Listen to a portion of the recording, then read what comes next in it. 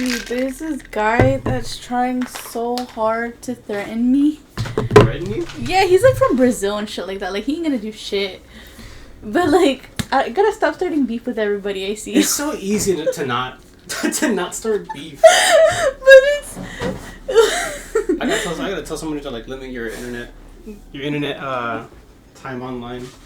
Whoa, this is good. Mm. Was it not supposed to be? I'm surprised. Oh, fuck you too. Michael, if you're listening to this, you're gay. This is gonna be good. Damn it! I was gonna leave you a voice memo, and you literally walked right in. Did you hear me? No. Okay, good. You'll listen to it when you edit it. Of course, it's gonna be fucking good. I made it, damn it. Okay, but like, matcha Mm-hmm. itself is not really that good because over here because of how shitty the quality is. Yeah. That's what I was insinuating. Not that you can't make matcha. I mean, clearly you can. Because this is delicious. Thank you. I tried. Slaved over the kitchen for hours right now. And alright. I appreciate it. That's what good friends do. You don't have anything? I should probably make a matcha too. Why not? Oh my god. You can just live in the kitchen again? Yeah. For another 1,000 years. Just a little one. Another 1,000 years. This is unequivocally busted. I can't say it. Mm. It's good. Okay. It's good. You know why it's good? Because you made it. No. Oh. Okay. Why is it good, Michael? To the class. I got this like brand called I think Jade Leaf, and they have like. Does it have a weed in it? No, it doesn't have any weed in it, but it's like ceremonial.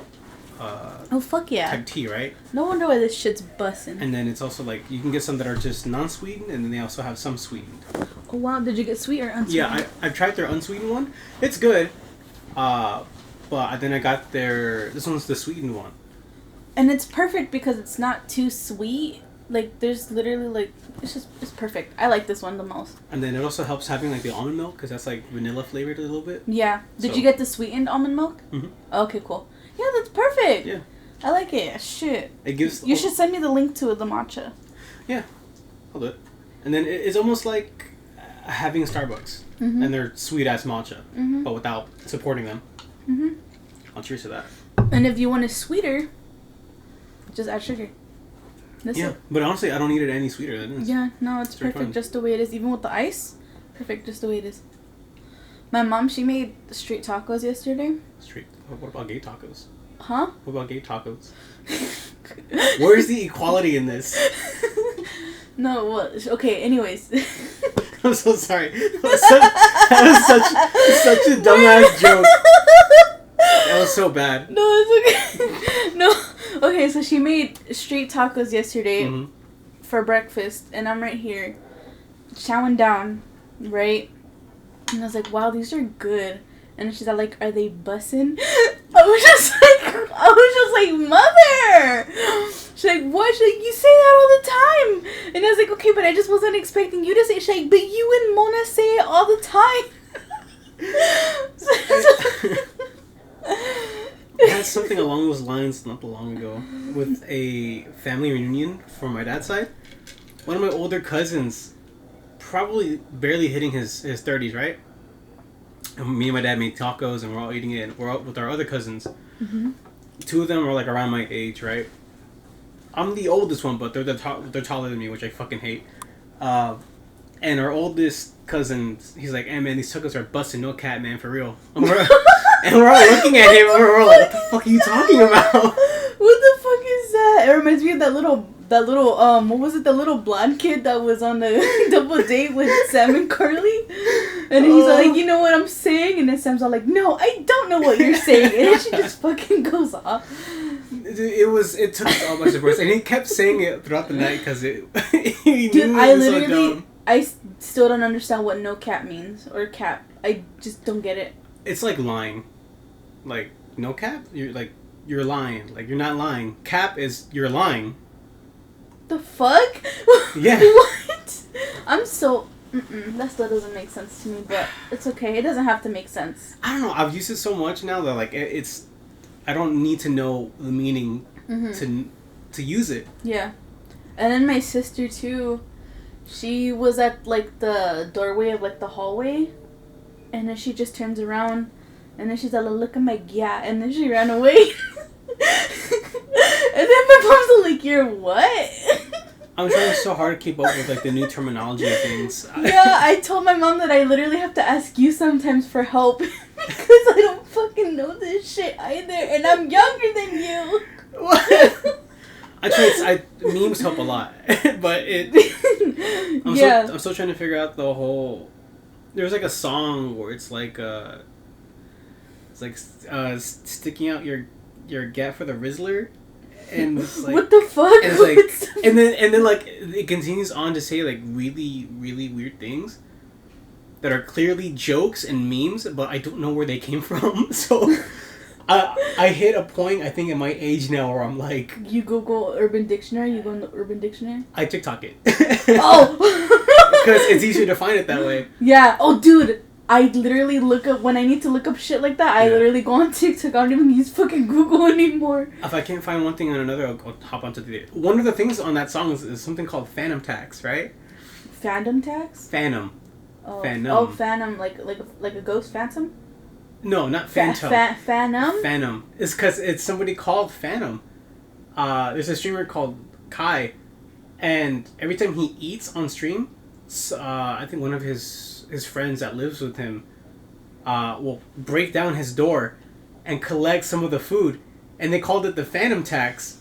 Oh, okay, that makes sense. Yeah, so I don't know, it's this weird fucking thing. It took me so long to figure out what the fuck that thing was. And me and Morky were like, I told him, I texted him like 2 a.m. in the morning. I'm like, I figured out what it means. He's like, no fucking way. He's like, that's what it means. I'm like, yeah, that's what it means. Oh my gosh. It was so dumb. Right. Welcome everybody. Everybody, welcome back to the caffeinated, the creepy Caffeinated Chronicles. Yeah, you did the intro last time. Like, you did this one. And it was bad. Do you want to try it again? So, like, I'll just, like, if it helps, I'll look at you. Hi, everybody. Okay. Hi, everybody. Welcome to the Caffeinated Creeps Chronicles, Part 2.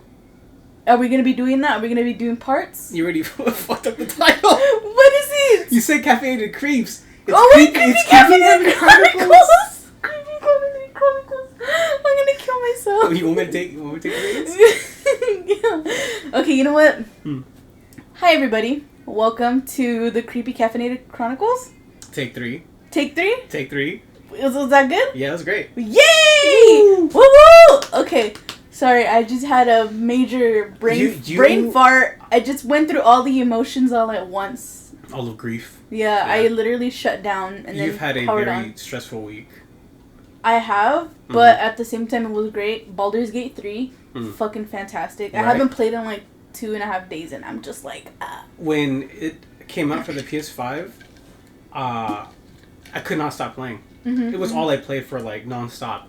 And then when I had to do stuff, like, you know, in real life, I think I was having withdrawal. Stop, because I feel like that's what I'm feeling, and I only started playing it like this week. It's like a drug, honestly. Like, it's so good. Yeah, it's really good. It's so good. I was fighting somebody. Okay, remember how... Okay, so I was telling Michael earlier that I was getting shit by somebody that was DMing me. But it's because I literally commented, like, he was saying that Baldur's Gate didn't deserve to win Game of the Year or some shit like that. And then I put cry about it. I was like, this game has been in the works for over 12 years. Like, they deserve to win, you know what I mean? Like, not just that, oh my god. I was like, they truly deserve the win. They've been planning this for a long time. And then he just started saying he's like, you don't want to mess with me because he's like a boxer or whatever.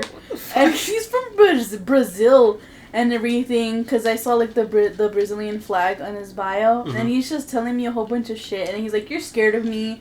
And I was like, I'm not scared of you. Why am I scared of you? You're like across the world. Like, the fuck? And then he starts DMing me, and then finally I'm just like, okay, I'll respond to this clown, and it's just hilarious, dude.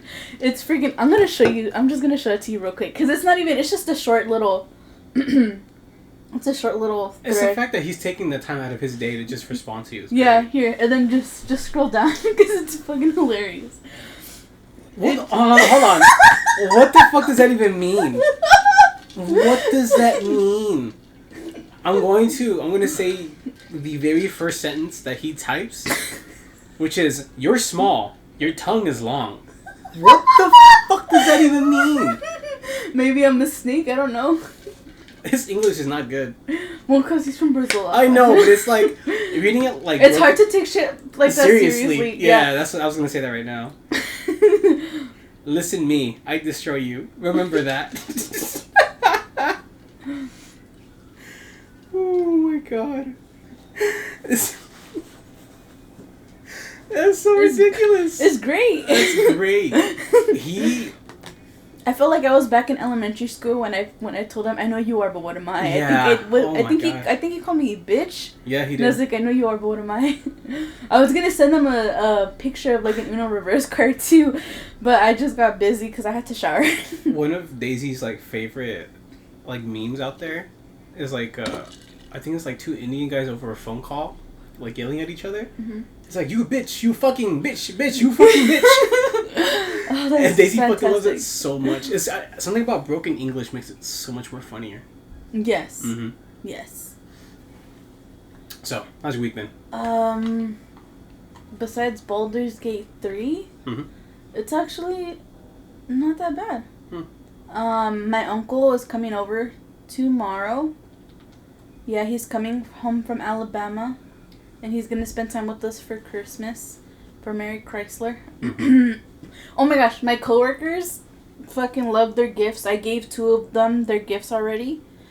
I still need to give another 2 more. So I have 1 gift in the car, and I'm gonna give it to her because she works today. Mm-hmm. But so I gave one of my coworkers like a spooky like bowl because she likes witchy stuff. Yeah. And it's just like a cute little bowl. It's spooky. And then for my friend, I got him a fucking tapestry of fucking Mulan. Because he's a Mulan, because he loves Mulan. He loves Mulan so much. But then his fiance, she's Asian as well. So he always says, he's all like, you're Mulan or whatever. He's like, you're my Mulan and shit like that, which is a little bit weird and everything.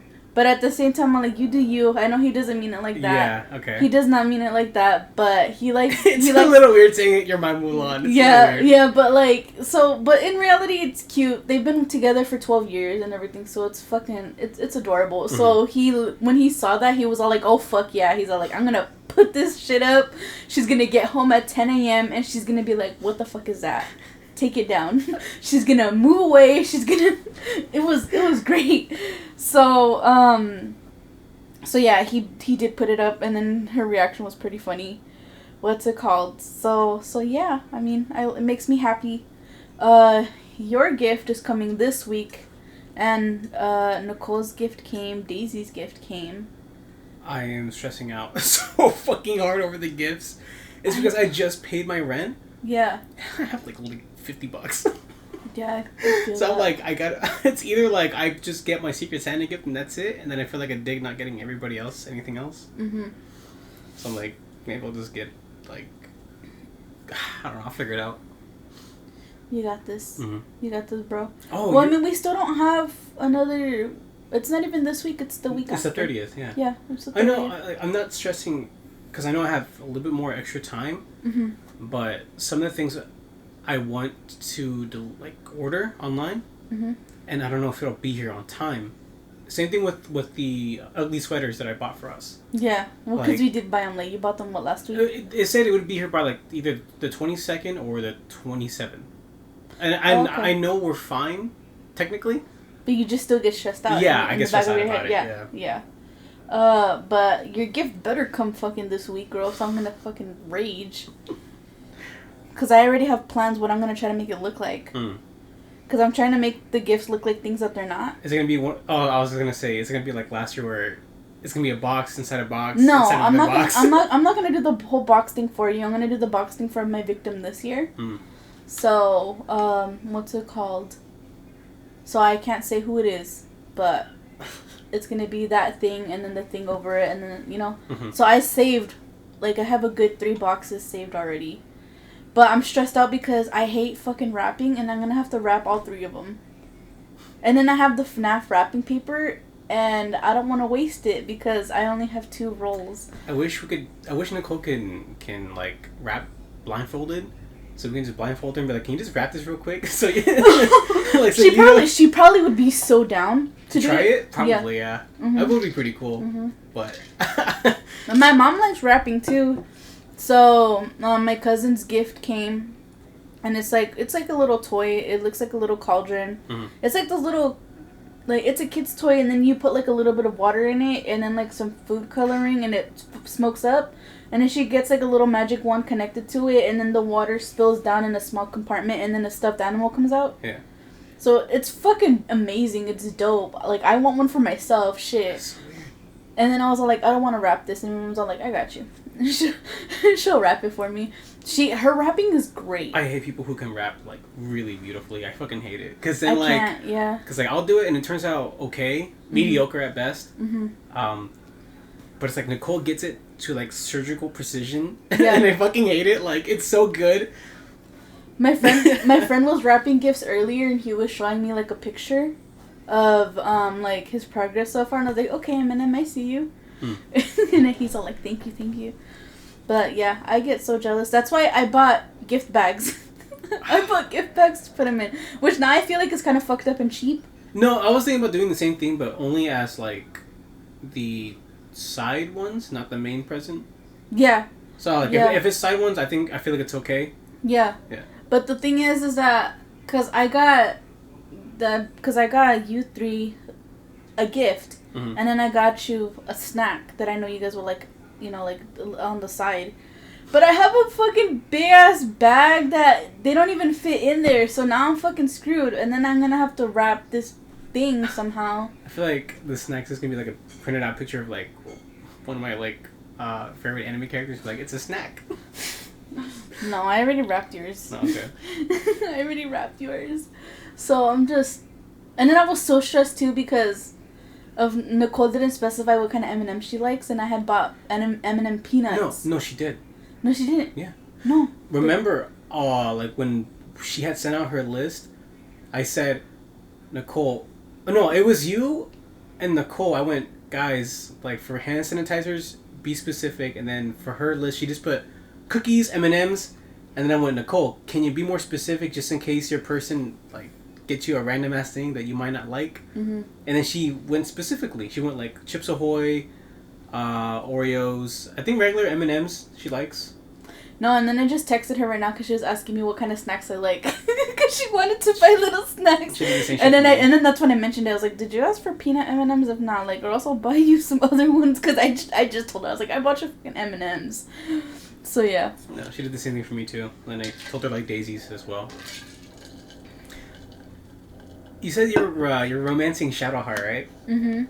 Well, I'm trying to, but it's been difficult right now. She does make it. She's not easy. I won't lie to you. She's not easy to. I know, but we're so close to smashing, bro. In Act 1, I'm not gonna. You won't get there. The easiest person I found so far was Lae'zel. Fucking Lae'zel. She does seem like one that would. No, but the thing is that since you're not gonna be romancing her. You want me to tell you it? Yeah. Okay. Well, I probably will romance her when I play again. So, at first, she only smashes just because, like, she's like, we have these tadpoles in our heads. Like, any day we could be going. She's like, I just want to have a stress relief. And she's like, I'm just pent up. And so you guys do it. There's even a little scene where she kind of, like, dances around you a little bit while you both are naked. And there's an option dialogue where it's like, let her take full control or you could try to dominate her. Oh. And so, like, depending on on how you school her, you could either dominate her or she dominates you. But regardless of your choice, what did you pick?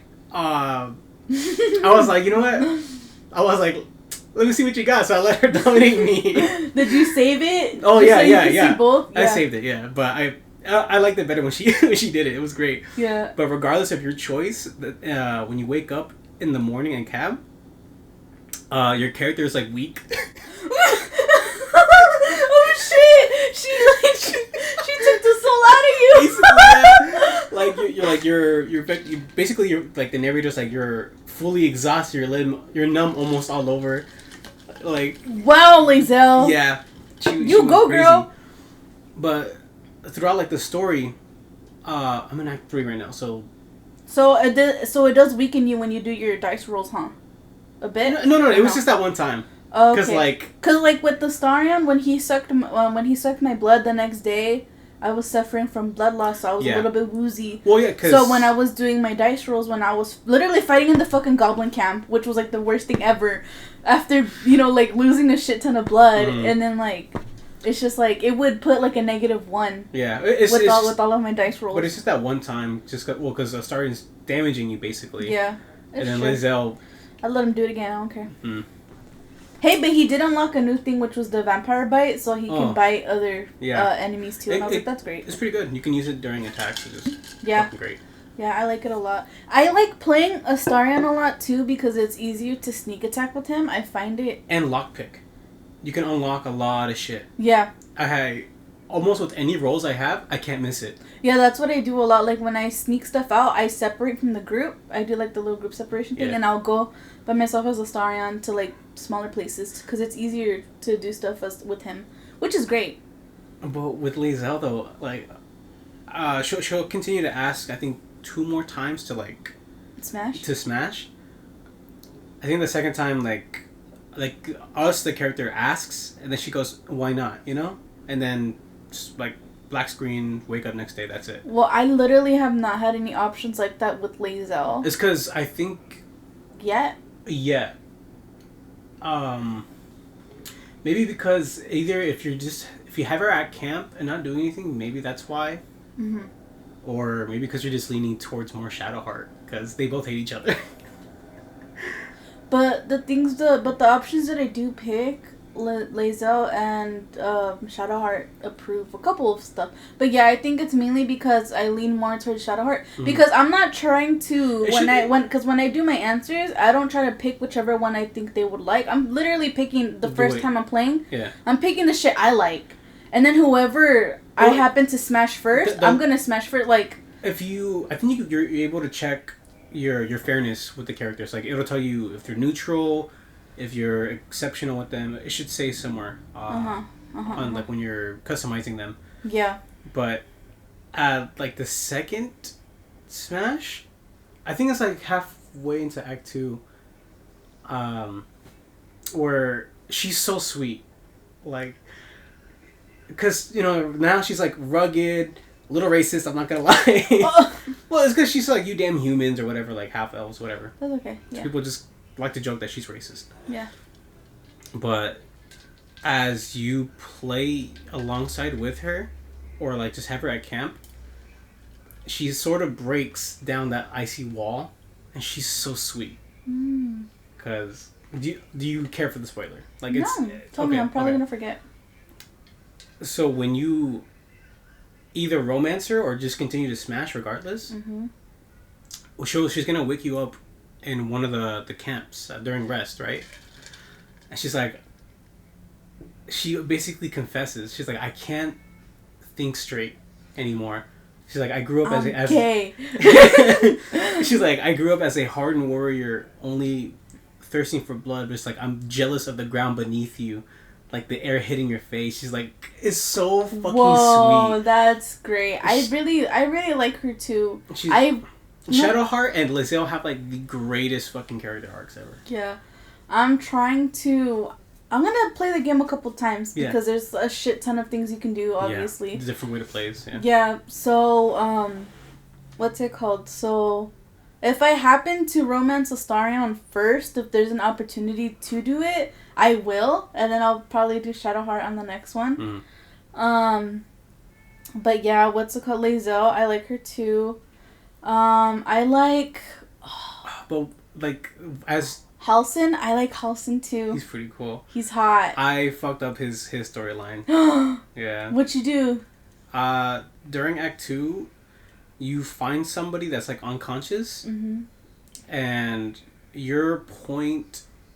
Like, if you just have Halsin at camp, you get to inform him about it. Like, that person. And then he'll leave your camp to go to that person's bedside. Your job is to wake that person up, or I think identify them. And then I didn't get to do that because there's so much to fucking do in Act 2 that as I was moving into Act 3, Halsin just leaves you if you didn't complete that side quest. Like, and then it makes me feel fucked up because there's a couple of side quests that I never completed. Yeah. Like when I was at the little village before reaching the goblin camp, the little dwarf person that was like on the... You didn't do that? Pinwheel? No, yeah, I stopped it and then he flew away and then I couldn't find him, so I gave up and then he got killed. Oh my god. Because I looked on the thing and he's like, yeah, no, he died. And I was just like, because I couldn't find him anywhere. Why? What happened? Well, you could just stop the whole windmill thing entirely. And then That's what I did. I put to stop the whole windmill entirely and then he flew off the windmill. You probably accelerated it. There's 2 switches. I killed him! Oh my god. Yeah, there's 2 levers. One accelerates it and then he flies off. And then one just completely stops it. And you can just free him up. Yeah. I feel like a monster. But I'm not done with Lae'zel's thing though. I'm so sorry. No. It's because this game is so it has so much. Like you just want to talk about it. Yeah. But as she's like confessing to you, she's like, I've only known one thing, and that's to fight. It's like you have to fight for my love. Like, she's like, bruise me, fight me, whatever you do. Oh my god! And then, like you fight her. For me on my playthrough, I failed. She beat me. But then she picks you up. Like you don't die, but she just picks you up, and she's like, it's not enough to fight. Like I just want to be with you. Aww. It's so sweet. But at that point, I was like romancing Karlach. And I had to break her heart. It's so fucking sad. Stop! Why like, can't we all just be a happy poly couple? Because like it's so. Why? She walks away and then she gives you like the saddest puppy eyes ever. But she doesn't leave your camp. She's like, okay, I recognize you two are in love. She's like, I'll still fight with you to the end. I'm like, all right, great. I didn't lose. You don't lose a companion, but it's still fucking heartbreaking to know that they had feelings. One of my mutuals told me that Will is the hardest to romance. I think. Because he wants nothing to do with love, I think. That's a full fucking lie. I accidentally romanced him. Unless she was picking odd options or something like that. It's not the... you know what? It's because the way I always play these kind of games, like, I always love going a hero route. I love being a hero. Mm-hmm. Yeah, so, that's what I'm trying to... kind of, yeah. I mean, I'm always also, like, a little bit mischievous, too. Like, I'm all over the place, but... I'm, like, hella... persuasive, yeah, but that's why I'm trying to be hella persuasive, which Astarion likes a lot, and I was just like, oh, okay, but that's literally what I am. So like the more people you help will like agrees with you, and then if you talk to him at camp, if you listen to his stories, like he's a deep fucking character. He's a lot of good story. Wither scared the shit out of me. So weird. He's so weird, dude. No, okay, so when I went to open the little room where he was in. And those dead people came alive. I was like, I'm so glad I took their weapons. But still at the same time, like, I was already, like, all of my whole party literally had, like, 1/3, like, of damage. Mm-hmm. And then playing them, I literally, like, only had, like 2/3 of damage because of that. And then, so I would barely had anything, right? Mm-hmm. And I just was going in there, and then, I should have saved before, but I decided to open the sarcophagus, whatever that thing is called. And then he got out, and I thought it was going to be a boss battle, and I got so scared. I didn't even get to open that. No? No, he just appeared at my camp. Oh, that's weird, because I went to open the sarcophagus and everything, because I like stealing from dead people. I do the same fucking thing. So you gotta be careful though where you do it sometimes, because you get, like... looks from the other people. Yeah. Dude, literally, I accidentally... Well, there was a dead body on the floor, so I accidentally tried to snatch one, and then one of the tieflings tried to fight me, and then I ended up killing 3 of them because they were trying to fight me. Fuck. You can persuade your way out of it. I know, but I didn't know that at the time. Because this is the first... I'm telling you, scum save it. No, when I first played this game, I literally tried playing it 3 times. This is the 3rd time I've tried to play it since the beginning, because I just wasn't liking how it was going. So I literally just decided to play it again. And I was like, okay, I don't like the song. I'm just going to play it again. But right now I'm pretty happy with what I'm doing so far. Because I already get the gist now of how to play. So whether I screw up or not, I already know how to play. I'm too far in. Yeah. You know? So that literally happened the first time. And I was like literally trying to loot everybody. It was terrible. Remember that you have your character, depending on what class you pick, you have a weight limit. You can't carry a lot of shit, otherwise you start to move slowly. Yeah. I did not know that. You can like distribute it amongst your party too, so it helps out a lot. From what I can tell, Karlach is the one person that can carry the most. Like she'll be carrying fucking wheelbarrows of like water, smoke powder, fire, shit like that. Like that's dope. Yeah, it's great. Oh, but back to Will. So I'm kind of doing like his storyline, right? To help him out a little bit. And one night my character wakes up and Will's like dancing by himself, and there's like options for your character, and I just stayed silent, and so like Will's finishing up, and then he notices me, and he's like, oh, it's always better to dance with a partner. I'm like, you know what, fuck, I'll dance with them. So like we're dancing, and it's like a third like POV, like you get to see from the top, and it's like really romantical as like the dance continues, and he starts to like in closer to the character, to almost like a kissing part. But at that point, like I had already went on a date with Karlach, so I'm like, I can't do this. He's like, no, I completely understand it. And I'm like, I'm so sorry, dude. I was in my seat, like, I'm so fucking sorry. You're like, I feel like the biggest like jerk in the world having to these fake characters. I felt so bad. And he's so sweet. I'm like, maybe in another playthrough. Will is such a fucking sweetheart, dude. He is. He also gets a lot of hate. I don't know why. Dude, I honestly think he's one of the hottest characters in there so far. You're not that far. Never mind. I'm not gonna. He's not really your type? No. I was gonna say the spoiler, but it's best if I really don't say it. Okay. Because it's great for character. Please don't. No, I won't say it. No, I accidentally saw a spoiler for Shadowheart, and I was like, oh damn. What was it? I saw a version of her with like white hair. Oh yeah. And I was like, okay, well I mean, see something else. And she just doesn't know because she has her memories altered. So I get it. So I just stopped for my mental health. I want to figure it out in the game. You're gonna. I think you're sort of drawn to Shadowheart for a reason. You're gonna find out, but you're gonna be drawn. Yeah. Yeah. Why? You'll figure it out. Okay. But when I wanted to tell you like firsthand before you started the game. But when you said you started Shadowheart romancing, I'm like, I kind of fucking knew it. You knew she was my type? Well, not just that, but the story you're gonna encounter in Act 2. Yeah, that's why. Yeah. Right. And then even her voice actress. So good. Her voice is so good. I love it so much. Okay. So. It's even funnier because like her and her partner are like they're both playing the game right now. Oh really? Yeah. That is so cool. Is she romancing herself?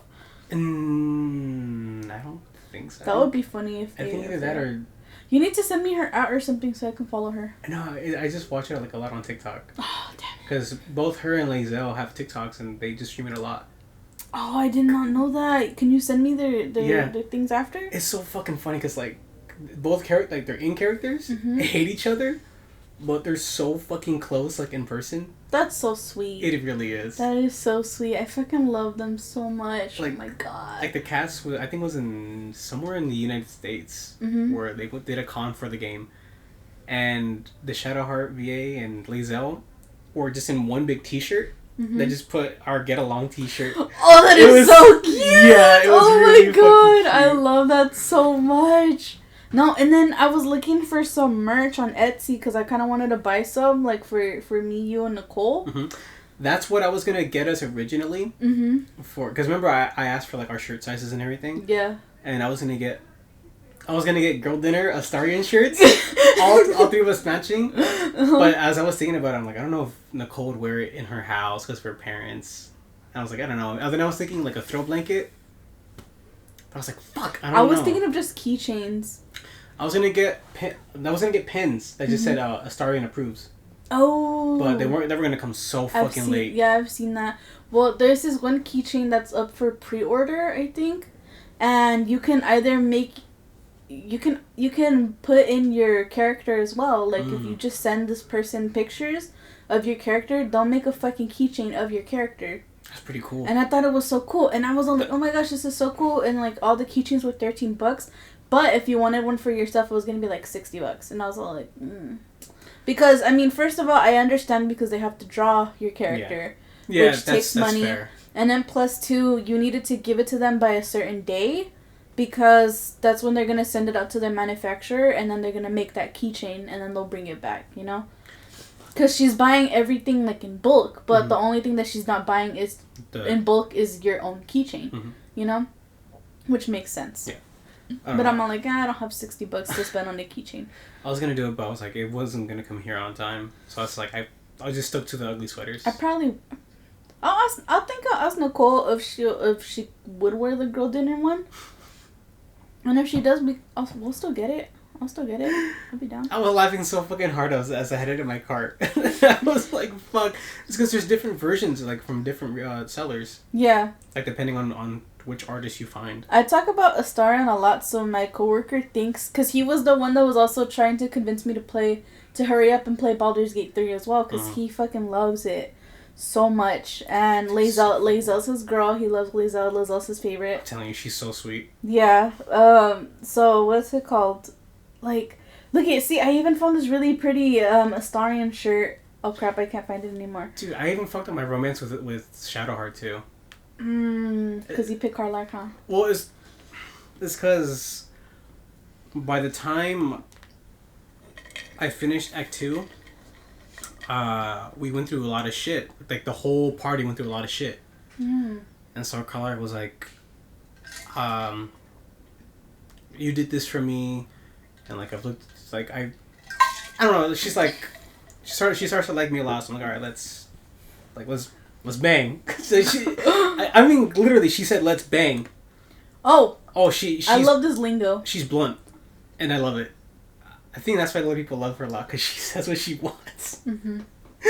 And she's like, let's be quiet about it. But the next morning, you can hear Shadowheart tells you, like, she's like, seems like you had a busy night. she's like, I finally warmed up to you. I was gonna express my feelings, but you finally have someone else. But of course, she stays in your party. But it's like everyone just fucking tells you really late. How does Astarion? Did you have you turned down Astarion? No, me and Astarion are just more like buddies at this point. Yeah. Yeah, because it's a little hard for me to get his approval every now and then. Well, yeah, because he picked the hero route, and he's just a little. Yeah. He's a bitch. But me and him are kind of getting closer, because I'm doing his quest for Act 3. And it's helping out a lot. He's really like, he's warming up to me a lot, but romancing wise, no. I think it's already because I'm with Karlach already at this point. Maybe. Okay. Because I wanted to see, like, if he does, like, a little puppy dog face, too. I'm curious. He does. I've already seen clips. Like, I know, like, one of the things people love the most, it's not even, like, sexual or anything, but it's just giving him a hug. Oh, I'm gonna cry if I do. Oh my gosh. And I haven't even given him a hug yet. There's like more shit that I salted about. I'm gonna keep that. Yeah, okay. Well, maybe we should start.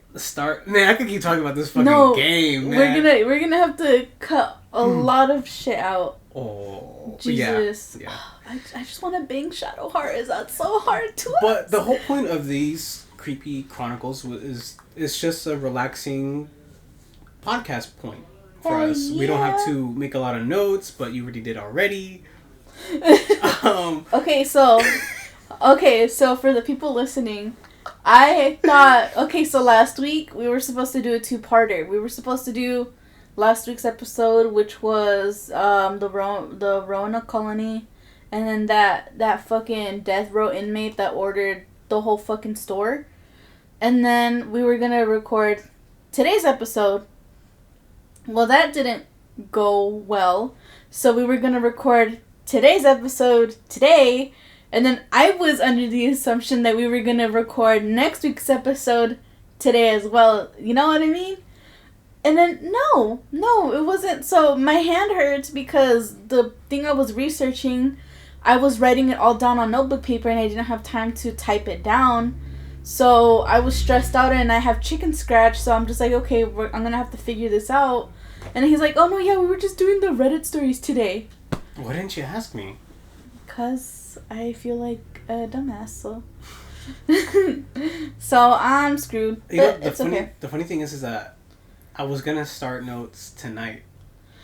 So I would have had at least some of it done. But I was like, like this whole week I basically just took off. Which is cool too, because all I have to do is just type out the notes that I have basically, and you basically have a whole week off. Yeah, and I basically have a whole week off, so I can just spend time with my family because my uncle's coming. See, that works out because I had this week off, and now you can have next week off. Yeah, and I was so stressed out, but okay, off the record. So we're gonna take this part off, okay? Okay. We good now. Yeah, it's because usually when I edit, I do like those pauses. Yeah. As like my little. Yeah. Takes. Yeah.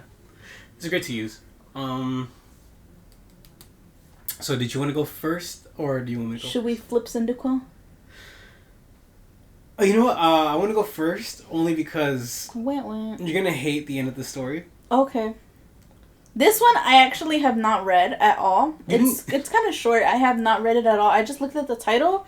I saw that it was long enough, and I said, okay, whatever, I'll keep it. What's the title? Well, I'll tell you after because then I'm gonna be spoiling it unless I go first. Well, this is the title. Okay, as long as... Okay, I just wanted to make sure that ours don't interact. That's why. Imagine if we did. That's why I wanted to double check. Yours is long as fuck, so I that's all I needed to know. Okay, cool. Okay, so... I did feel a little bad when it came to the Suicide Forest story. Uh-oh. Yeah. Because I do feel bad every time we do anything supernatural-wise, because every time I look for information, I just get repeated information, no matter how many articles I look after, especially for the Suicide Forest one. Most of that shit was also hide behind paywalls. I'm not going to pay I'm not going to pay for it.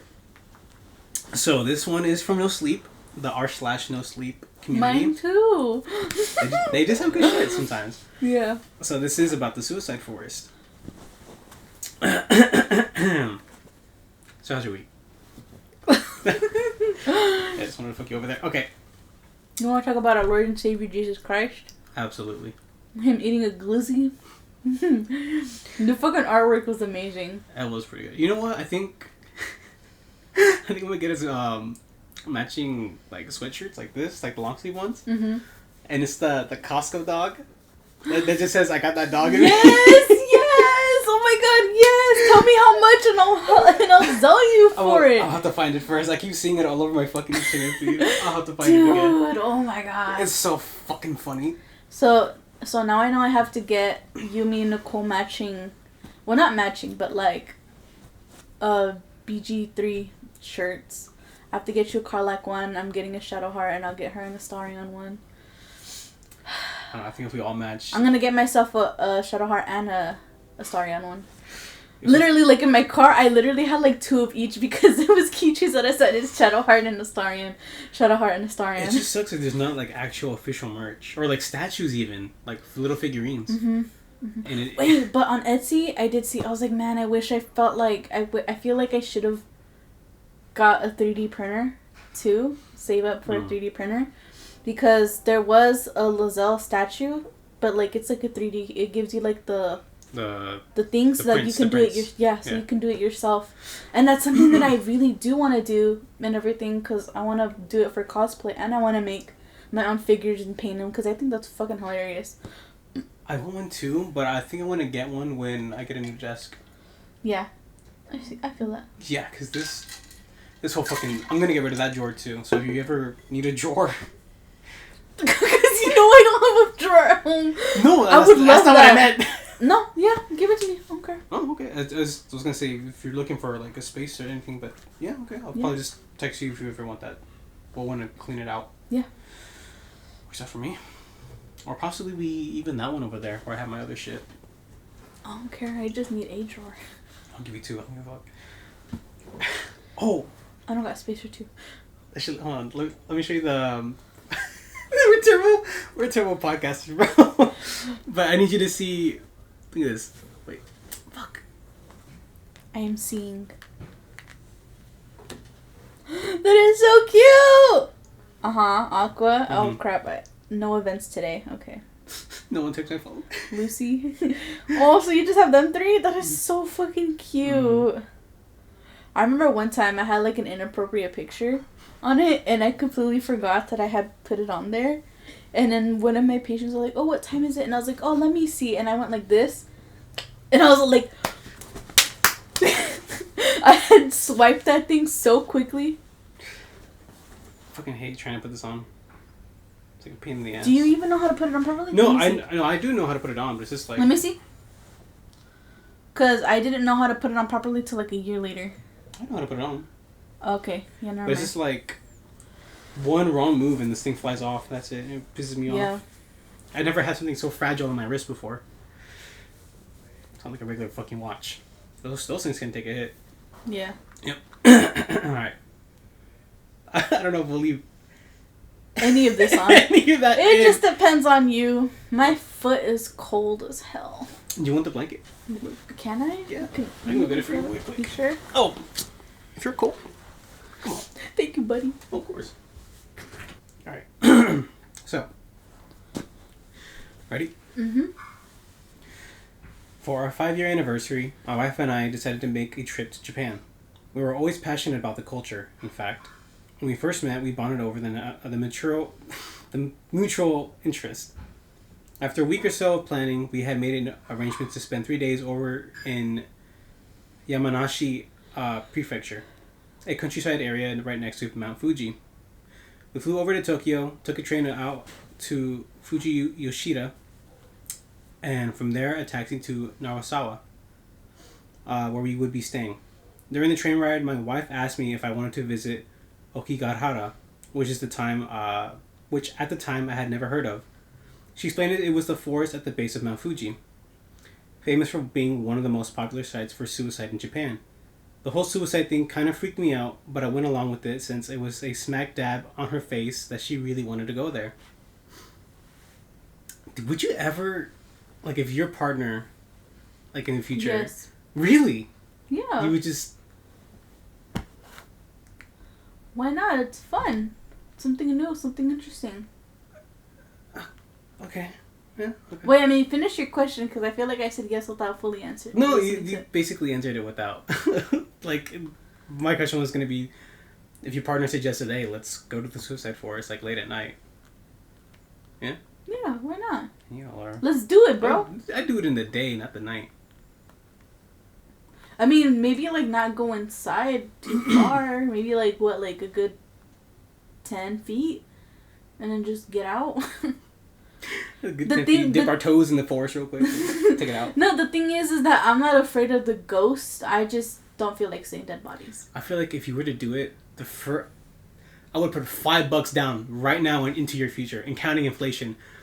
I would bet $5 that the first words out of your mouth and to your partner would be, "Hey demons, it's your boy." Hey demons, it's your boy. It's your boy. I feel like that'd be the first fucking words out of your mouth. Oh, you know it would. Yeah. We stayed at a local ryokan, a traditional Japanese-style inn with natural hot spring baths. Mm-hmm. Traditional tatami. My God, I can't read. Tatami. You know, the weird thing is that and I can't even speak. You can't even spoke? I can't spoke. Me words no good. Tatami, alright. Traditional tatami rooms with futons instead of beds. The whole thing. In these inns, customers usually get one waitress assigned to them at all times. Meaning in the time you'll spend there, you usually only interact with one waitress. We got the head waitress assigned to us. Since she could only speak a bit of English, she could communicate better with us. The day we got there, we were exhausted, so we spent most of the afternoon in our rooms, just resting. A bit before sunset, we took a walk around the block, fascinated by the contrast of old-style houses and modern utilities like vending machines and ATMs. Not far from where we were, there was a lookout point that looked like it had a great view of the entire area, from Mount Fuji down to Saeko Lake. My wife got all excited with the discovery and asked to go there. I wanted to tell her that we'd go there the next day since I was just so tired and just wanted dinner and sleep. But when you look at your lover's pleading face at sunset, you just can't bring yourself to refuse their wishes. When we got up there, the twilight had already turned into pure night. Like we thought, the view was great. We could really see a big chunk of the countryside Japan we loved so much. And standing there with her just enjoying the scenery was an amazing moment for me. One of the dominant features of this view was Okigarahara, which had its contours illuminated by small buildings and roadside lampposts, but grew darker the further inward you looked. It was at that moment I noticed that I was spinning around in place, getting a good look at every single nook and cranny, but my wife wouldn't take her eyes off of the forest. Jokingly, I told her to snap out of it, but her face remained serene, yet almost melancholic. She quickly turned toward me and said, "Let's go to the forest right now." This time I just couldn't fulfill her wish. It was dark out, I was tired, and the thought of going inside a forest famous for suicides wasn't sitting well with me. She kept insisting but I kept refusing, until it got to the point where we were both walking back toward the hot springs in a sour mood.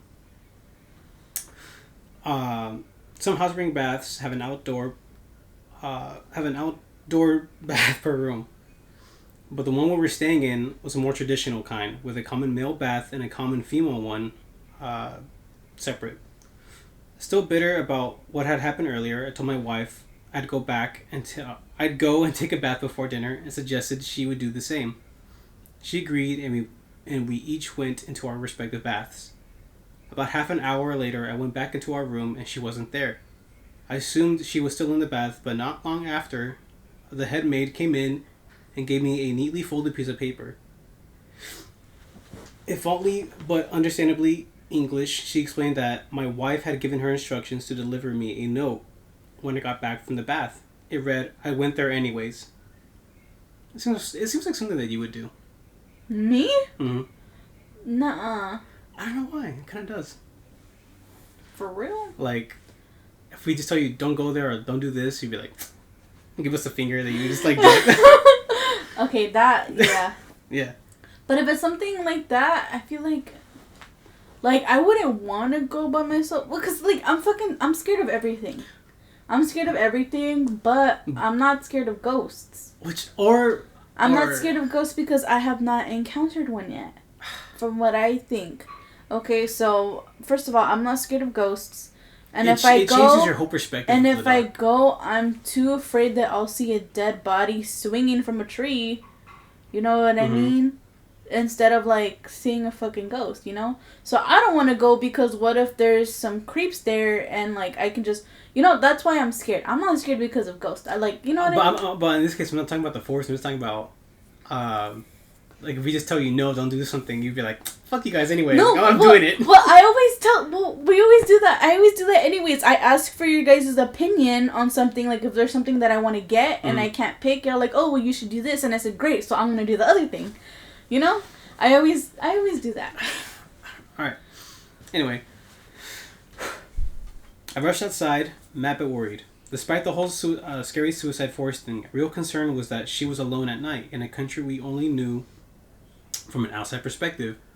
It wasn't difficult to make our way towards the forest, since there were signs all over the streets pointing you there. But it was still around a 30-minute walk from the inn we were in. Running with a cause, I got the first wall. Jesus fucking Christ. Running with a cause, I got to the first wall of big trees that marked the entrance of the forest in about 15 minutes. I admit I took it I admit, it took all I had to muster up enough courage to enter, but I did it bent on finding my wife. One thing I didn't know at the time is that it was common for people who were planning to commit suicide inside the forest to tie a rope to a tree near the entrance and drag it along with them deeper they went inside. This is so that if a person had second thoughts, they could find their way out of the maze-like forest. In this haunting and claustrophobic environment, with nothing but my phone as a light source, seeing all the different ropes twisting and intertwining in every direction that could very well lead to a corpse, with the occasional abandoned set of camping equipment tossed around. The floor was the most frightening thing I had ever seen. There are frequent searches made by the local police and volunteers to get the dead bodies out of the forest. I found firsthand how they discovered said bodies, following the ropes and the rotting smell. Getting deeper and deeper into the forest, I came across hung bodies lightly swinging in the tree branches and decomposing bodies inside destroyed tents. The thick air was suffocating, the light dim enough to make you second guess your eyes, and the smell. I puked as I came across the third body I found. The putrid stench combined with the fear got the better of me. There was no way of telling if I was close to her. I was just going in a random direction, scared to even shout her name. But then I heard leaves cracking somewhere to my left, and slowly followed the sound. What I found was a rope, in one end tied to a nearby tree, and the other end merged with the darkness, further inside the forest. It was twisting and turning like someone was pulling it from the other end, which meant someone was on the other end of this rope, and it could very likely be her. Another thing I didn't know at the time about the forest was that since long ago, it had been a very spiritual place. Following this rope, that very well represented my hope and guide light, I somehow felt a bit safer and relieved, like she had been on the other end. At this point, the deeper I went, the less corpses I found. I was so deep inside the forest I had reached the point where everyone that came here had already done the deed or had change of heart. The rope was getting steadier, like I was close to the end of it. And then, that's when the voices appeared. I thought you loved me. You said we were meant to be. Was I not good enough? How could you do this to me? From the trees, from the air, from my mind, from everywhere. Her voices taunting me, accusing me. I hastened my pace, now even more anxious to find her, to apologize to her. I knew all along. I thought you'd stop. I was now sprinting towards the end of the rope. I could finally make up a human silhouette on the far out darkness getting closer. I could say for sure that it was her. But she was not alone. In Japanese folklore, Shinigami or death gods are usually depicted as disfigured, mutilated white beings with humanoid features, often carrying a bladed object like a knife or a scythe, akin to those shown of Western portrayals of the Grim Reaper. The creature in front of me, grabbing my wife by her hair with its rotten, cracked hands, was just like the ones I had seen in books. The fear and shock made it hard to realize at first, but all that it was grabbing was her head. The rest of my wife was at the creature's feet, cut clean at the neck. Oh my god. It started walking towards me, still grabbing her head. It contorted painful looking steps. Grabbing the rope I used to get there. I ran back as fast as I could, like my life depended on it. I'm sure at that time it really did. When I got out of the forest, still in shock, I desperately tried to ask for help to whomever I came across on the roads that surrounded the forest. The language barrier was too strong, and they could see that I was frightened and in panic, so they called the police. Turns out the only person who spoke even a bit of English in the village was the head maid where we were staying at. So the police went to go grab her and translate for me. Now a bit calmer due to pure exhaustion, I was able to explain to her what had happened and what I had seen. The look on her face as she heard me was difficult to understand. She turned to the police officers and other random folk that were surrounding me and said something to them in Japanese. They all got the same look on their faces and talked amongst themselves. Finally, she turned towards me and said, "We don't talk about it. We leave it alone." The local police reported the case just as another suicide. I couldn't explain to our family and friends what had really happened. From that day onward, even during her funeral, I had to pretend she committed suicide in the forest, like so many others did. But I never understood why I heard voices inside the forest. For 3 months, I just assumed it was fear-induced hallucinations. But this morning, as I was cleaning my living room, I found a letter behind a framed picture of us. It was a suicide note that started with the sentence, "I know you were cheating on me." And that's the end of it. What? Oh my god. This thing sent me for a roller coaster to the point where I didn't even want to interrupt. It was too good. I was interrupting myself. Dude, holy crap. This was great. I mean, it's not great, but I mean, it's a great story. Like, what a douche. Right? He's an asshole. Yeah. Oh my gosh. That is freaking crazy. Hold up. And then that ending right there just completely smacked me in the face. That's such a good story. Can you send me the link to that too? Because I want to read it again. Without me fucking up? Oh yeah, I got you. Hold up. I'm so sorry. Alright. Alright, so... Okay, so what do you think about that story? This one? Yeah. When I first read it... read it. I get it now. I get it now. I was like... At first I thought, oh, is this going to be like... just that weird humanoid creature thing. That's going to be the scary part. And yeah, it was scary, sure. But I think what really sent me home was that last bit. Where... Like, you could basically hear the wife telling the husband, like, basically saying the suicide note. And I'm like, holy shit. Yeah. And then I started hating him. After I read it, I'm like, what a fucking asshole. And then I was like, Ray's gonna like this part. Yeah, what's it called? So, when you were telling me about that, about how, what was it? Is it a Shinigami or a Shikigami? Shikigami, right. Okay, so when the Shikigami was holding her head and her feet were at the floor, right? So basically like a clean cut head, yeah. No, but I thought it was a metaphor. I thought it was a metaphor because she had thoughts of committing suicide, so she probably hung herself. So as a metaphor, because of her neck, she had hung herself, you know what I mean? He was holding on to her head. Yeah. That's what I thought that metaphor, like, was, per se. But then when you kept going on about how, like, okay, we don't talk about that, I'm like, okay, so... It's real. The folks know it's real, that's why they don't talk about it, yeah. Yeah, so that's why, okay. So, but when you were first telling me about that, I was like, okay, maybe it's a metaphor, but not anymore. So, no. It's crazy. That's crazy. Alright, so when I try to do my Reddit stories, y'all, I don't try to read them all the way because I want to get my raw reaction to it. So I just literally read the title, and if it's interesting enough, I kind of low-key read the end a little bit. Or I just check to see if it's long enough. So, I never read this. You never read this. So, let's read it together. And I'm going to do my best to narrate the best I can. So, the title, it's from the Reddit /No Sleep. What is it called? Like a channel group? Community. Community? Subreddit? So, there we go, subreddit. It's because I never use Reddit. So, alright. Alright. So, the subreddit is r/No Sleep. And the title of it is, "My brother started a cult and I'm still paying the price all these years later." So. You know what? Christianity right there.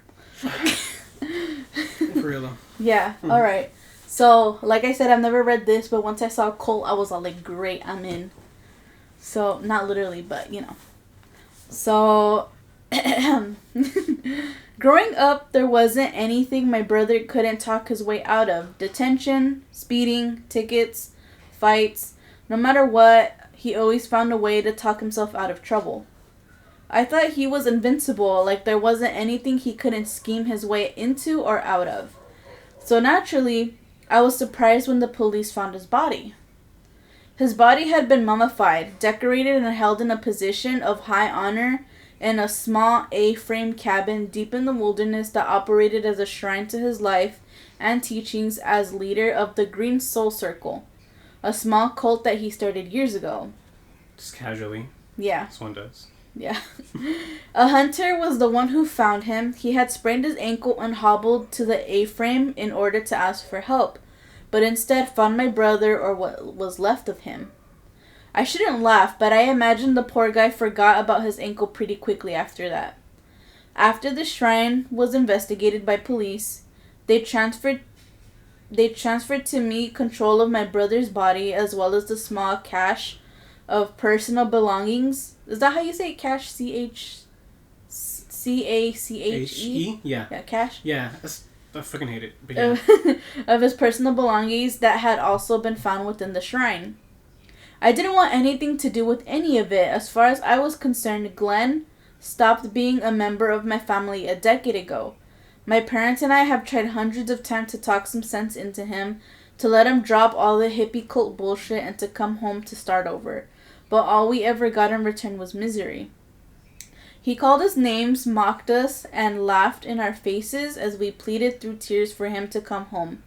How many times could you go through that before you severed ties with a person? I decided I had enough when he hung up on our mother after she told him she had terminal cancer. Oh, what a douche.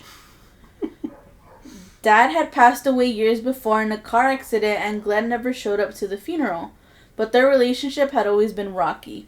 With Mom, I thought it would be different, and I couldn't have been more wrong. He shamed her for her diagnosis, told her it was the culmination of all the shitty lifestyle choices she made, then he hung up. My mom died 6 months later without hearing from him again. I never attempted to contact him once she died. I also changed my phone number, so even if he wanted to call, he wouldn't be able to reach me. In my mind, he might as well have died the same night as my mother. So imagine my surprise when suddenly I'm placed in charge of that asshole's mummified corpse. In addition to all that, here is another cherry on top for this shit Sunday. Is this even scarier, or is it just a whole fucking rant? I think right now it's a rant, but I think it's gonna get... It'll get there, hopefully. Alright. Here is another cherry on top of the shit Sunday. I was pregnant at the time, about 6 months into it, to be more specific. You want some sprinkles for that Sunday? I was single. Mommy's little miracle is the result of a one-night stand. See, this is why I'm gay. I don't want to sound like I was resentful of my unborn baby. I love him. Yes, it's a boy. And I could not wait to welcome him into the world. I cannot emphasize enough how stressed out I was. So back to the body. What is with... Bro, okay. Alright. This person has the weirdest... Yeah. Okay. I feel like it's totally me, though. I feel like I'm actually, saying my life, I guess. Yeah, a little bit. So back to the body. I didn't think he deserved a memorial or a service, so I cremated him and threw his ashes in the river. Easy as pie. No muss, no fuss. The box of my brother's belongings, curiously, wasn't as easy to toss out. Sure, most of it immediately went into the trash. Old clothes, a dirty water bottle, some ratty books with titties. Oh.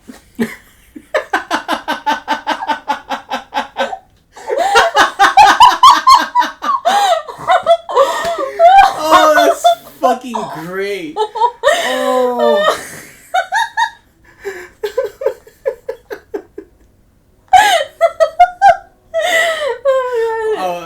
Don't even correct yourself. That's even better. I gotta get my mind out of the gutter. Oh my god. Shadow heart. My love. Have you played with the dyeing of you can find coloring dye? No. On your journey? I have not. Well, I have a couple, but I just don't know how to use it. You can go to the inventory stuff, when you're dressing them up or whatever. Mm-hmm. And then you can mix the dye with their clothing that they have on. Ooh, yeah. That's cool. Yeah. That's cool. That's really radical. Back to titties. Oh my god. Okay. Where am I at? Okay. Ratty books with titles like The Metaphysical and You. So you mixed the word titles with titties? Well, it's because it was right here in the corner, so it literally looked like titties. Because I just saw TIT and I was all like, titties, and I was like, wait, because I saw the LES, not IES. All right, hold up. Sure, most of it immediately went into the trash. Old clothes, a dirty water bottle, some ratty books with titles like The Metaphysical and You and Awaken. 30 exercises to open your third eye. All of that stuff was easy to throw away, but some things I kept. There was a really nice dream catcher I thought was cute, a large collection of crystals and geodes, and my brother's journal. Those stayed with me. Just to be clear, I'm not some crystal-kissing Walmart Wiccan who thinks crystals produce healing energies or anything like that. I just thought they were pretty. I know this seems like a weird thing to mention, but if you're like me and your older brother ran a cult for nearly 15 years, you probably want to make that distinction too. The journal, on the other hand, stayed because I was curious. Despite knowing my brother my entire life, I never really knew him. He was 5 years older than me, which isn't that much in the adult world, but when you're a kid, 5 years is a lifetime. We operated in separate worlds and ran in different circles. By the time I grew to the age of independence, he already moved upstate to start his commune, and the little connection I had with him made me not want to know him. It's a weird feeling knowing your entire life and truly considering them a stranger, especially when you're made out of the same stuff. What if we were more alike than I'd ever known? Despite my curiosity, I couldn't open the journal for a few days after I had received it. It made me too angry. When I finally did pick up the journal to read it, I found the same smug dickhead I remembered. Have you ever been on the internet? Ever turned on the TV? Ever listened to your friend's crazy uncle proudly shoot off Fox News talking points like he's captain of the debate team? There's money to be made in these hills. The more I talk to people, the more I see just... Okay, so he's reading... She's reading the excerpts, my bad. Because she had them, like, in italics, in a way. Yeah. Okay, so she's still reading it. I'll tell you when I'm done. The more I talk to people, the more I see that they just want something to believe in, a shoulder to cry on, a crutch. They don't want to think, they just want to be told. It doesn't even have to be real, it just has to make them feel good. Magic rocks that pull the ache right out of your head, a candle that settles dissonant vibrations. Call cucumber water a beverage that promotes healthy lifestyles and they will drive for miles to buy it. Create a common enemy. What really is in that vaccine? Did you know doctors use cells from aborted fetuses? The hospital is a waiting room for death. There is money to be made in these heels. That's the parasitic, cynical asshole I remembered. Okay, that's what she said. Okay. So basically this dude was full of conspiracy theories. No, I could tell. A lot of that shit was, oh my god. I was debating whether to put the journal down or to keep reading when there was a knock on the door. I opened it to find a delivery man. Are you Candace? The man asked. I nodded. Delivery for you, the postman said, holding out a clipboard and a pen. I need you to sign for it. I complied and the man handed over the small cardboard box about the size of my palm. I took the box into my kitchen and used a knife to open it. Inside, nestled in the bed of hay, was a smooth river rock. Painted onto one side of the rock was a bear, shaggy and brown with a crown on its head. Painted on the reverse was a single word, hibernation. I assumed it was leftover evidence from my brother's shrine and the police had forgotten to toss it with the others. I dropped the rock in the trash and carried on with my day. I didn't pick up the journal for another few days. Work had been hell and being pregnant wasn't getting easier.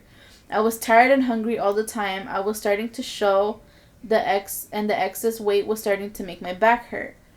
I suppose you probably have questions about my pregnancy with it being such a scandal and all. I was in a dark place, life was kicking my ass, work sucked. My friends seemed to be losing interest in me, and I was losing interest in them. I started isolating, spending hours alone, thinking about mistakes I made and opportunities I squandered. Then I started to drink.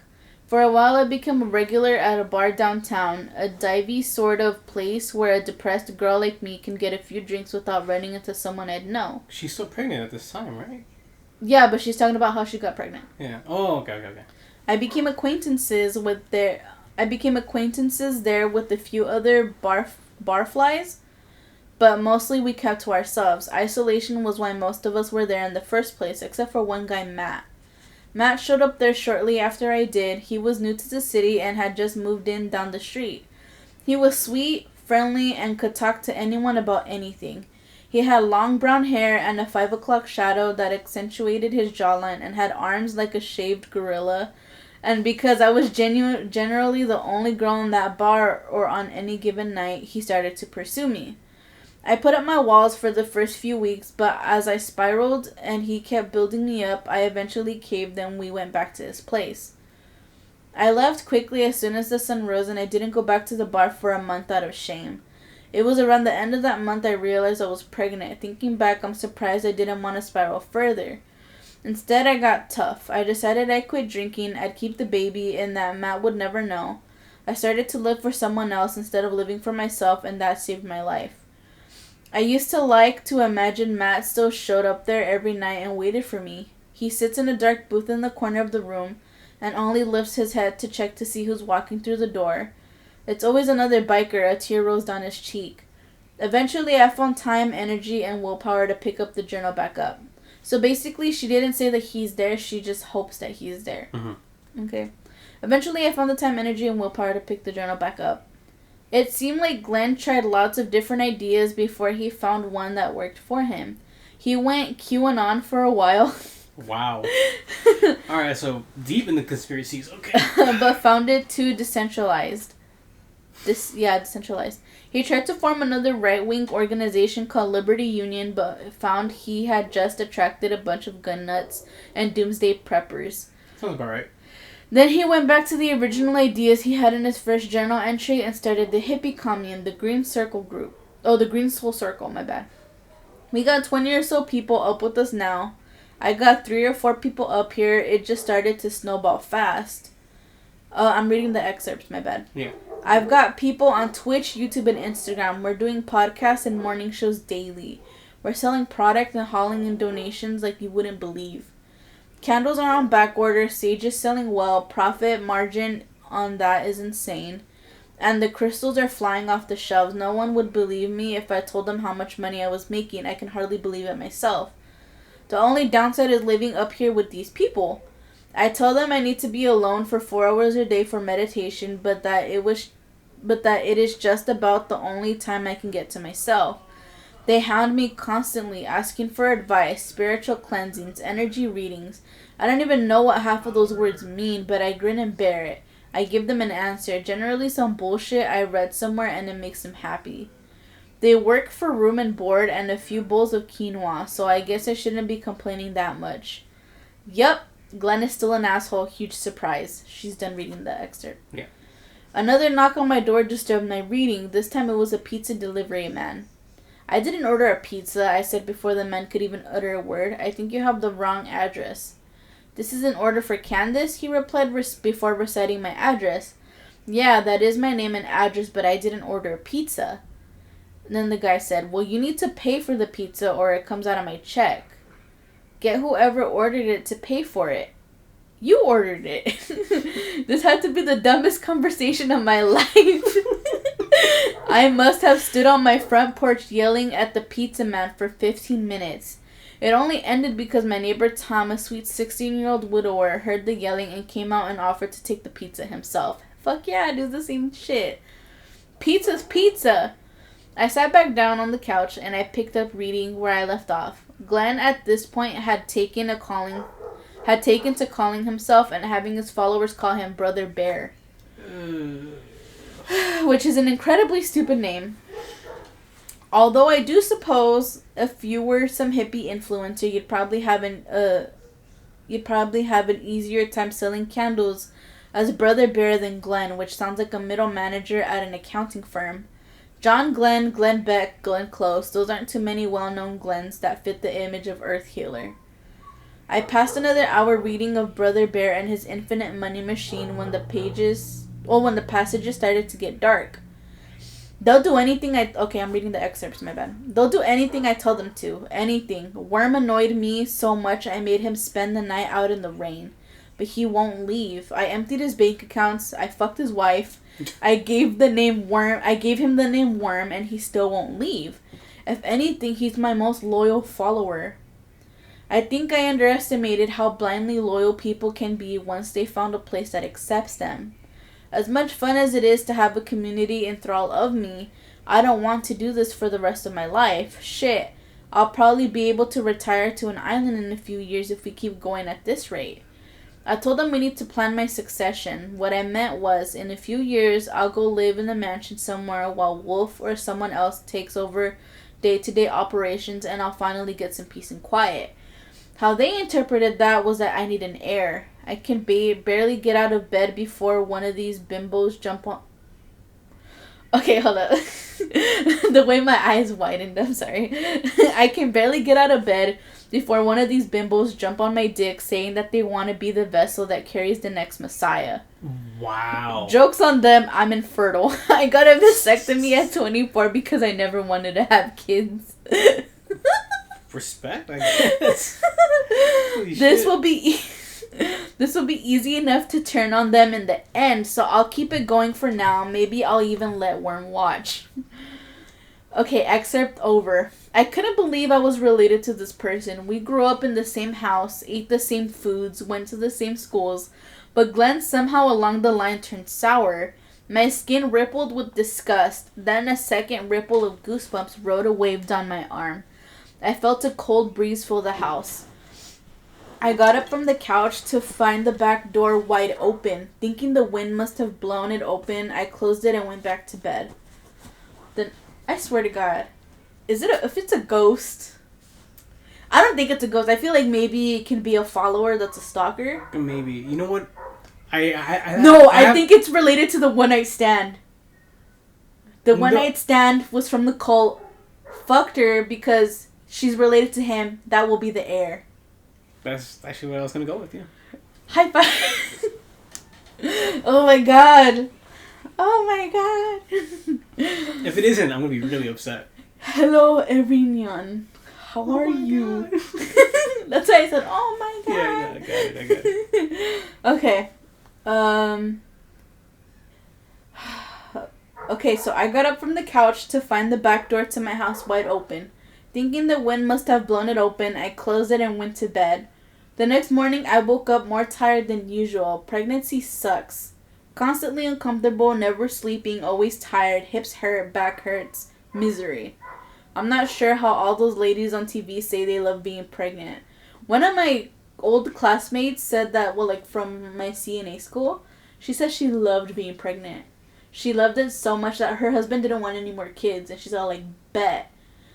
But she decided to get pregnant again, and she is, what do they call it? She's like an egg donor, and she'll carry the baby for couples. Surrogate, right? Yeah, there we go, a surrogate. Mm-hmm. Yeah, she was a surrogate and everything, and then she got pregnant again. Mm. But this time it was hers.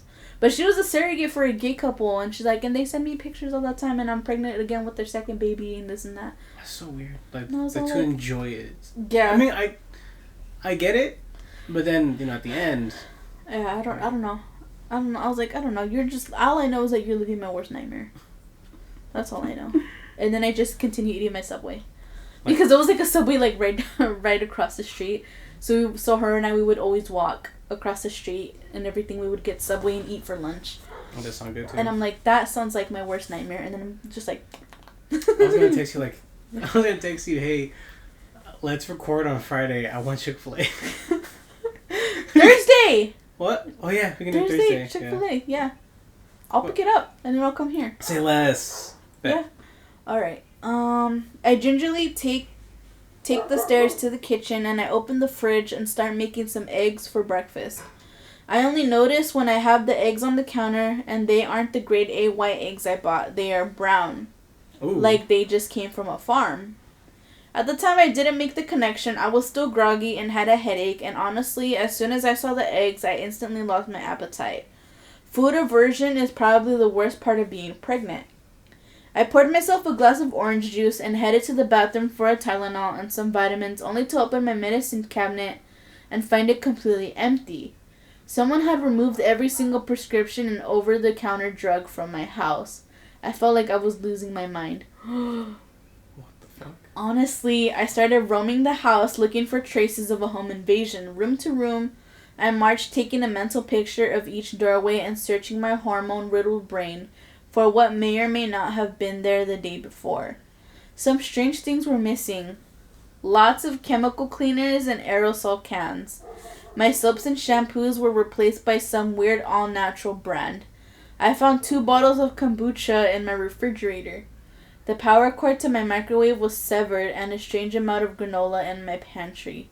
What the fuck kind of home invasion was this? I immediately called the police. While I waited the 15 minutes for the police, I read some of Glenn's journal. His excerpt. I feel like shit today. I felt like shit for a month. I can't be seen on the live stream selling health products while I look like this. I've got boils on my back and my chest. My feet feel numb. Maybe I just need to lay off the booze for a little while. I try and stay sober until Wolf comes back. It shouldn't be longer than a month for him to finish his job. Officer O'Hare... Okay, excerpt over. Officer O'Hare, the same officer who dropped off a box of Glenn's belongings, showed up at my door and immediately did a walkthrough of the property and confirmed we were alone. He found 2 different windows unlocked on the ground floor as well as several footprints in the mud outside my house. "It's your brother's friends," he said. "I'm sure of it." I shuddered at the thought of a lunatic named Worm tiptoeing through my house as I slept. "How could they have found me?" I asked. "I'm not sure," he shook his head. "Have you spoken with anyone out of your normal circle of friends and work colleagues recently?" I thought, "Not that I can think of," I trailed off. "I signed for a package and I had a weird incident with with a pizza delivery guy." "Explain," he said. I told Officer O'Hare about the rock that was mailed to me, as well as the incident with the unpaid pizza, and as soon as I finished, he went out of his car and made a few calls before coming back inside. "You shouldn't have signed that package," he said. "They probably tracked the box here, then mailed the rock here using a certified letter. Once you saw it, they received the receipt with your signature on confirming your location." Fuck, I stewed in silence for a bee, thinking. And the pizza delivery was just a distraction to get through the back door, wasn't it? Just long enough to unlock a couple windows, by the way. You should make sure none of your keys were stolen. If so, you need to change your locks. My keys were missing. After I filed the police report, Officer O'Hare gave me directions to a nearby motel where I could spend the night. He also told me he'd be emailing some pictures of Glenn's known associates, and I should call them immediately should I see any of them. I packed my things and went to the motel immediately. I couldn't stand the thought of being in that house. I sat in the motel and watched TV for an hour or so, but I couldn't shake the things of the Green Soul Circle out of my mind. Why on earth would they want anything to do with me? I'd never even met any of them in my entire life. I opened Glenn's journal again looking for answers. His excerpt. "I'm trapped in the prison of my own making. I've killed myself. My kidneys are failing. I can hardly stand. My feet are swollen. I'm scratching my arms so much they've gone raw and dripped with blood. I've begged them all to let me go to the hospital, but they say the same thing. You're testing us. We know you'd never want to go to the hospital. A hospital is a waiting room for death. I try to crawl out of my bed, but my body is so heavy and I'm too weak to fight them off as they drag me back to my room. They just give me more kombucha and I keep pissing more and more blood. I tell them it's all fake. I tell them I made it all up. I'm not Brother Bear. My name is Glenn. I'm not the Messiah. I'm a con man. I eat McDonald's. You're testing us. You're testing us. I dug too deep. I'm going to die here. What have I done?" Excerpt over. I hated my brother for nearly 15 years. I still hate him, and I'll never forgive him for everything he's done to my family. But I couldn't help but feel sad for him for a moment. What a horrific way to die. A slow, agonizing death, with help so close and readily available, but being unable to get there. This is it. It's coming. I haven't eaten in days. I'm sorry, Mom. Oh, my bad. Excerpt. I'm reading the excerpt, my bad. I got it. I know how you felt as your body broke down around you. It's like being trapped in a burning house, isn't it? I should have called you more. Fuck, I should have been home. I'm sorry. I'm sorry, Dad. I know we never got along and that it isn't entirely my fault, but I could have made a better effort.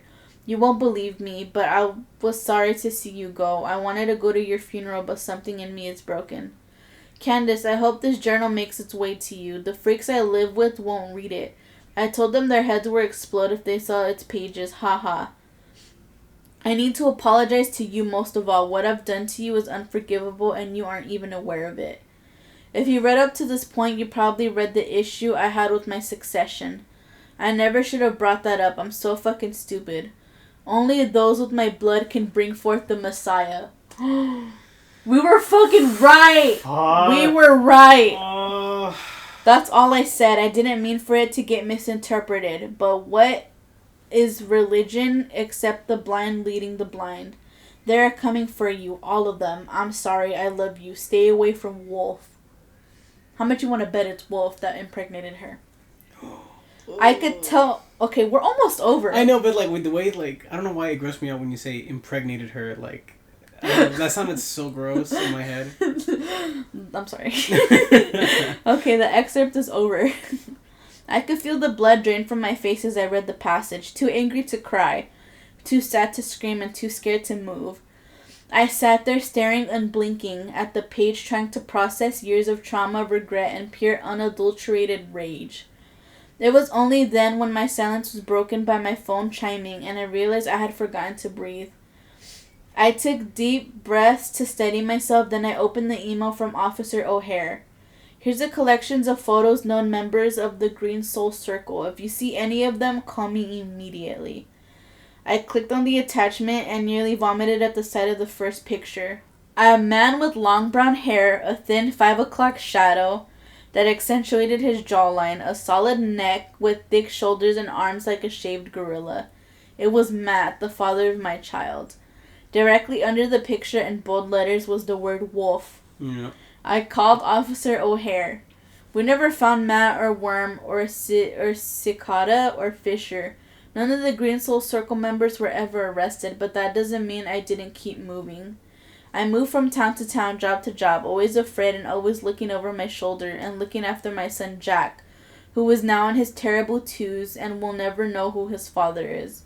I love my son, but the stress does get to me sometimes, especially those late nights when the rest of the world is asleep and I'm still awake looking out my window at the nondescript sedan that has been parked in front of my house for 3 hours.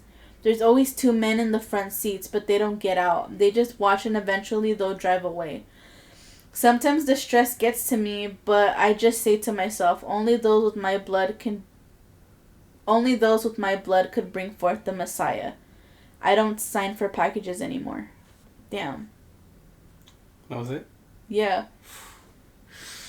Then you called it. Well, we called it. Yeah. Whoa. That is crazy, man. Yeah. That almost kind of reminds me of the Davidian story a little bit. Huh? Sorry, I was reading a comment. I'm so sorry. I did not hear what you just said. Wow. I apologize. What's it called? The Davidians. The Davidians. And like their compound. Mm-hmm. It was. I think they didn't call themselves a cult, but it seemed more like a cult. Mm-hmm. But, it's a huge fucking thing that went down. How long ago? Pretty long ago. I think sometime in the 80s or 90s.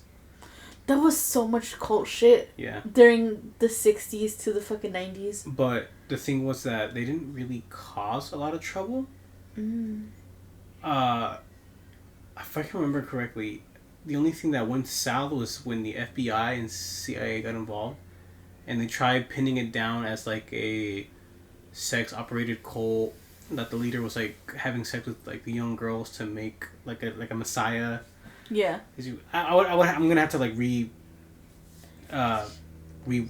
like this huge. Is it the yoga cult that would always do yoga and shit like that? No. What the fuck? No, never heard of that. It's just that there's so many cults. Oh my god. The guy I told you, Wendigoon who did the mummified monks. He does another one of those? He did the video on the Davidians, the one I'm talking about right now. It's like an hour and a half long video. Oh my god. Really detailed, amazing. Whenever you get a chance, you gotta watch it too. Yeah, I gotta really check out his account. Well, I have tomorrow off, so I can definitely check it out. Just play Baldur's Gate and then have it on the side. No, because I can't focus. Really? I do it all the time, but like when I play like Fortnite or something, I'll put on something long of his, or if I'm cooking, I'll put it on something like that. I can't do it, especially because since Baldur's Gate is like a storyline. Like if I'm playing Sims, yeah, I'll do it. Like if I play Sims. Yeah. But yeah, no. And then and then tomorrow my uncle is gonna come home, so I'm gonna go with my aunt to pick him up at the airport, the Ontario airport. So. Okay. Well, that does wrap it up. Unless you want to have anything to add. Our socials. I feel like you should write it all down so you can. That fucking cult shit was weird. Hold up, I feel like we need to talk more about it. Hold up. And you want to end the podcast already? Shame on you. Okay. We have been sitting here for like 2 hours. We have. Yeah, sorry. It is. I'm a little upset about her not taking the pizza. I won't lie. Like. I get the frustration of, hey, I didn't order this, I don't want it. But then, like, it's pizza, you know? But I think I'd be more pissed about my pantry being stocked with granola. Ahead of anything. Like, I fuck with granola, but if my entire pantry is, like... I'm more pissed that she kept the baby. I would have been like, deletus the fetus.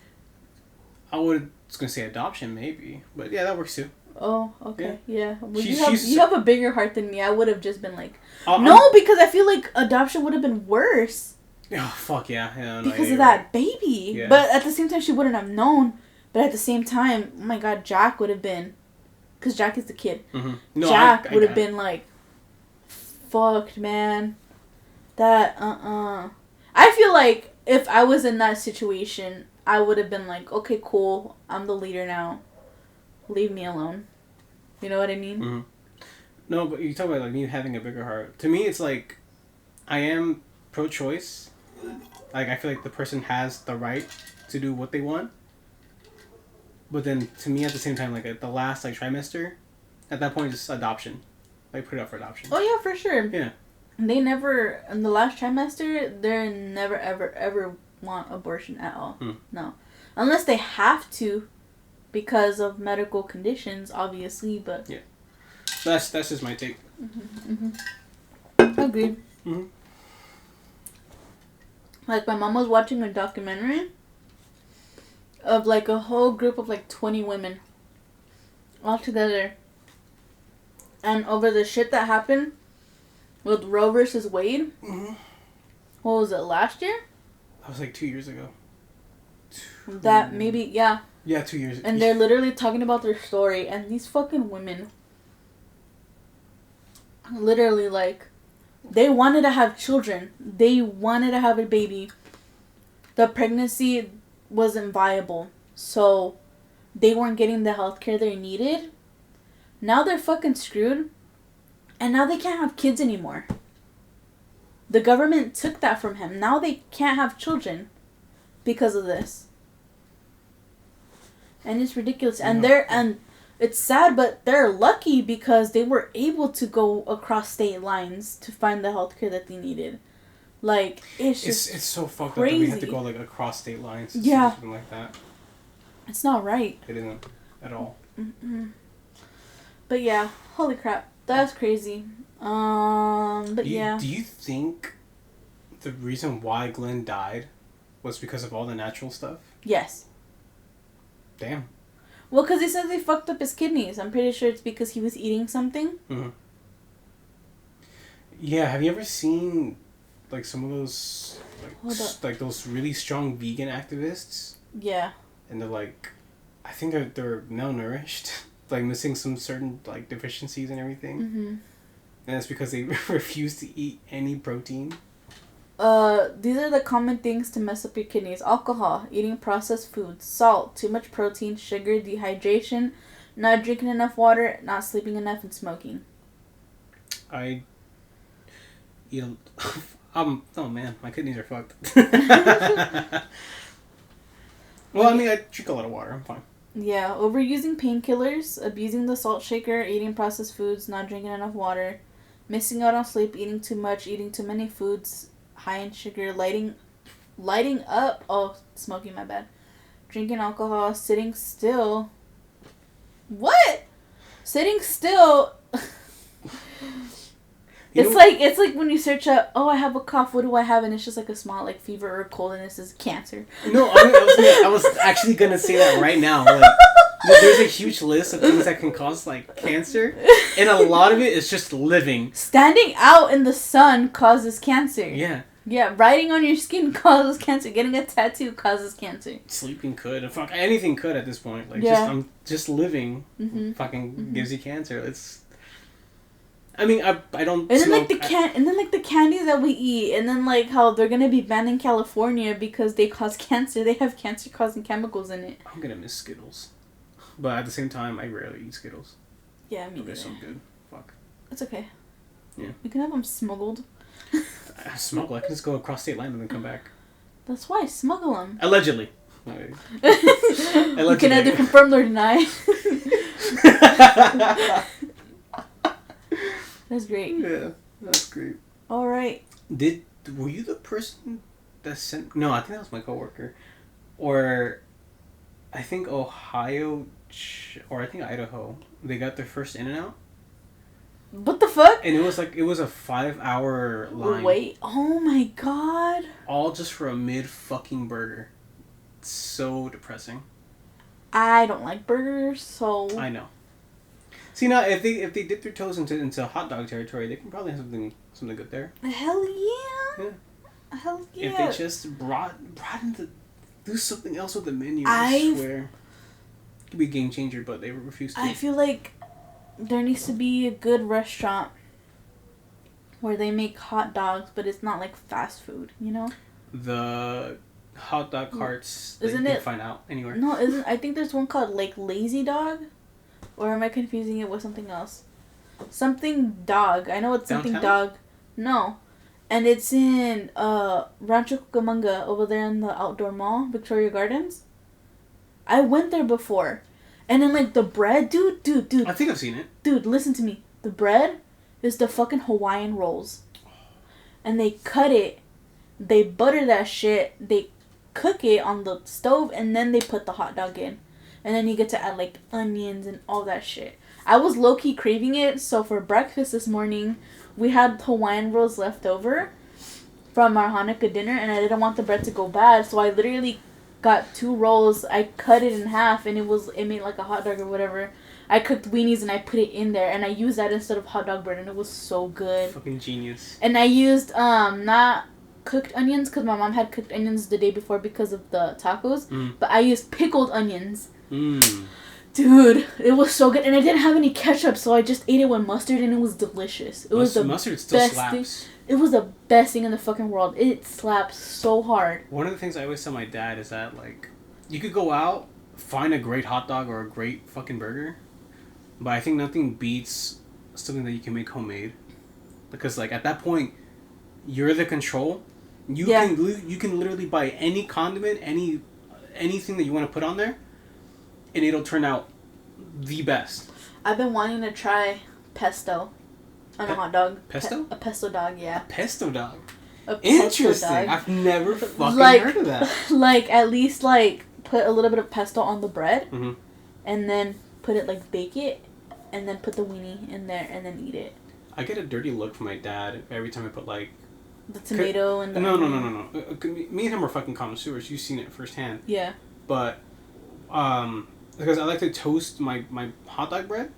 And then I like to put, like a slice of cheese on the bread, like no mayo sometimes, and then like the cheese sort of like melts on the warm bread, and I put the dog in the dog helps melt the cheese even further.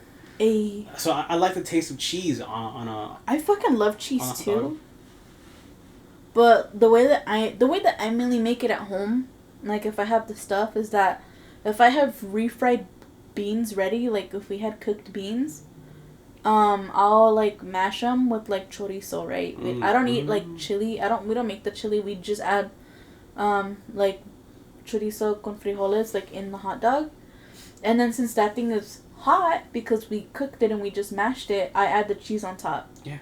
But it's just I just like that better.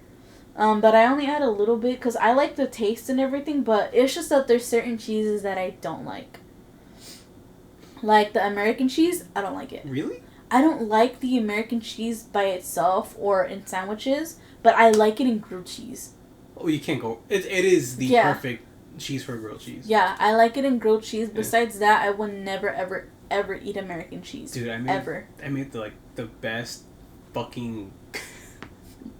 the best fucking sandwich the other day. Uh-huh. Oh my fucking god. So my dad bought torta bread from Food for Less, right? Mm-hmm. Pan bolillo?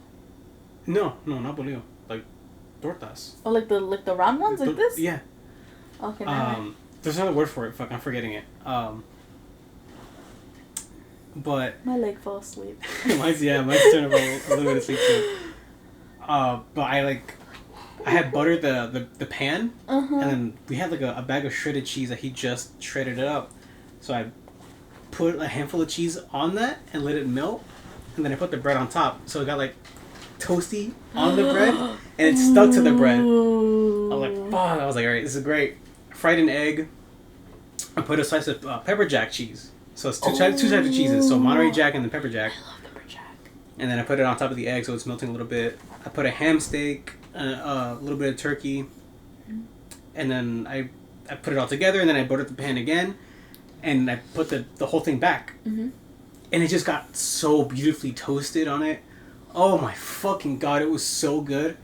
It was basically just like a moon over my hammy, basically. Mm-hmm. That's what it was. Mm-hmm. It was so good.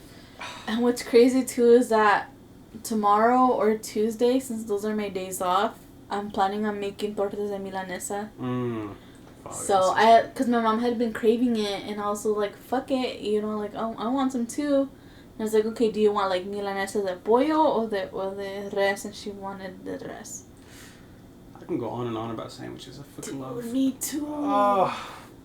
All right, I think we should end it on a good hungry note. I can't. It hurts so much. Holy shit. Do you have the brain power to plug in the socials? I'll just end it. Everybody, thank you guys so much for stopping by for the Creepy Caffeinated Chronicles. Hopefully you guys enjoyed our little spooky stories that we had. If you have anything else, fucking talk to our attorney. I don't know. Holy shit, this hurts. I got nothing else. Actually. Our social media, well, our email and our handle for Instagram is the same thing. It's Caffeinated Creeps Podcast, and then for the email it's @gmail.com, and then for our Twitter /X, it's C Creeps Pod, and that's it. I'm dying. All right, everybody. We'll see you guys next time. Hopefully, you guys are having a fantastic day, and we'll see you guys next time. Bye-bye. Bye. This thing.